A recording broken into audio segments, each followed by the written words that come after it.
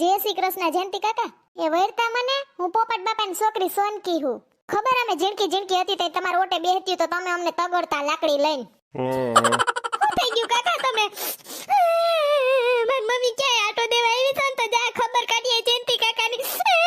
હવે તમારી ઉંમર થઈ કાકા, લાકડી લઈને જ ફરાય, એમનેમ ના ફરાય. કઈ ચક્કર આવે ને ઓસિંતા ના પડો તમે. જોજે આ પૈડા ને માથું ને બાથું બધું ફૂટ્યું ને. હા દીકરી, માર હાહરે છે ને અમાર બાજુમાં રહે ને ઈ આમ જ પૈડા, પણ ઈ તો ઉકલી જ ગયા કાકા. એટલે કહું ધ્યાન રાખે ને, તમને જ કાઈ નહીં થાય. તમે થાજા થઈ જા. હા, દવા ને બાટલો ને રૂપા રોસલ સડાયું છે ને બધું સારું થઈ જાય. ઉપાધિ કરતા ની કાઈ.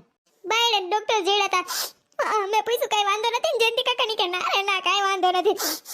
આય માર દીકરા, હું દવા લેવા ગયો તો તાર બાપુજી ની કાઈ ઉપાધિ ના કરતો. માર દીકરા બધાય ટેકો દેવું ભાઈ તું તારે આ દવામાં પૈસા ઘટતા હોય તો કેજે. બસ બીજું કઈ નહીં, એક બાપુજીનો ફોટો પાડ લેજે, એવું તેવું થાય ને તો કામ આવે. બાકી કઈ ઉપાધિ ના કરતો. અસલ રેડી છે. હા, હમણાં હાજા થઈ જાય, ઊભા થઈ જાય અસલ.